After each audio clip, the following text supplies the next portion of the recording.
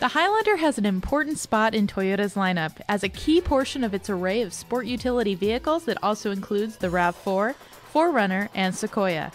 Based on a car platform, the Highlander is loaded with features, seats up to 7, and has a spacious interior, making it a good option for anyone with a large family that prefers an SUV to a minivan.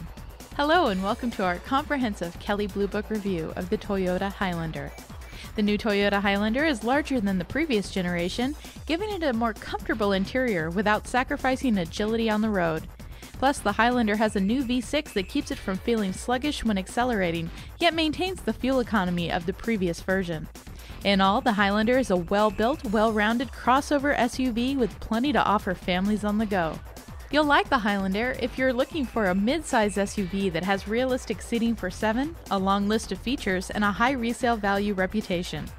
You may not like the Highlander if you're seeking trendy design because the Highlander doesn't have the distinctive styling of some of its competitors. The Toyota Highlander looks substantial, but it handles like a much smaller SUV. Steering feel is light, and the Highlander is surprisingly nimble in parking lots and while making U-turns. Although we experience some body lean on curves, the Highlander's soft suspension provides a very comfortable, controlled ride, and cabin noise is minimal. The Highlander's 3.5-liter V6 engine has ample power for accelerating from a stop and enough pep to pass easily on the highway. And the electronically controlled 5-speed automatic transmission shifts are nearly imperceptible. One of our favorite features on the Highlander is the center stow seat and console. You can choose between having a third seat in the second row or switching it out for an armrest with a storage tray. When either is not in use, they easily hide away under the front seat's center console, opening a walk-through to the third row. Another feature we like is the optional power-operated rear hatch. It's very handy when you have your arms full of groceries and need immediate access to the cargo area. The Highlander has a new attitude, leaving behind the rough and tough SUV design of the previous generation for cleaner lines and a curvier overall look.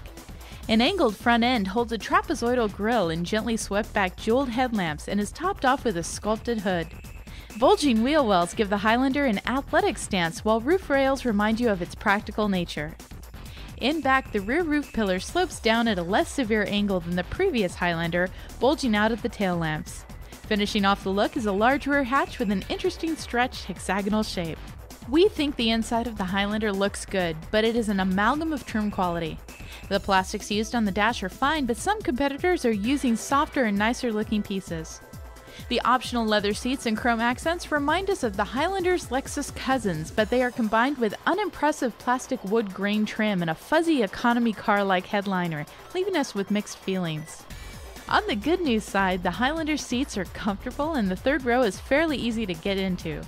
With the third row folded, cargo space is good, and we like that the second row easily slides fore and aft and can be folded flat for even more cargo space. The base Highlander features 2-wheel drive, keyless entry, flat folding second and third rows, a center stow seat, a CD audio system with auxiliary input jack, and Toyota Star safety system.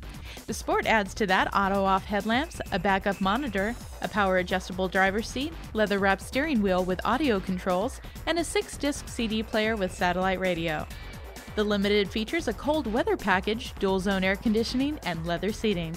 The Highlander is available with a 4-wheel drive option that includes downhill assist control.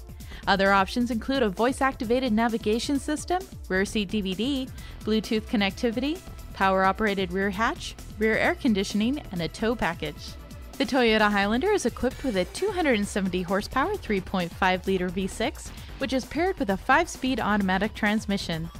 Available in front-wheel and 4-wheel drive forms, the Highlander features a hill start system that prevents rollback on steep grades, and the 4-wheel drive Highlander features downhill assist control that slows downhill speed at a manageable level.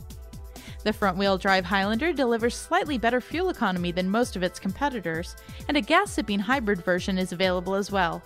The Highlander is rated to tow 3,500 pounds. The base 2-wheel drive Toyota Highlander has a manufacturer-suggested retail price of about $28,000, and the 4-wheel drive Sport comes in just over $32,000. The top-of-the-line Limited starts around $33,000 and can reach $42,000 when fully loaded. The Toyota Highlander costs about the same as the Saturn Outlook and about $1,000 more than the Mercury Mountaineer and Nissan Pathfinder. Be sure to check the new car Blue Book value to see what the Highlander is selling for in your area. We expect the Toyota Highlander to have slightly above average resale values over time. It is projected to retain less of its original value over a 5-year period than the Saturn Outlook, but beats out both the Nissan Pathfinder and Mercury Mountaineer. And that's our comprehensive Kelley Blue Book review of the Toyota Highlander.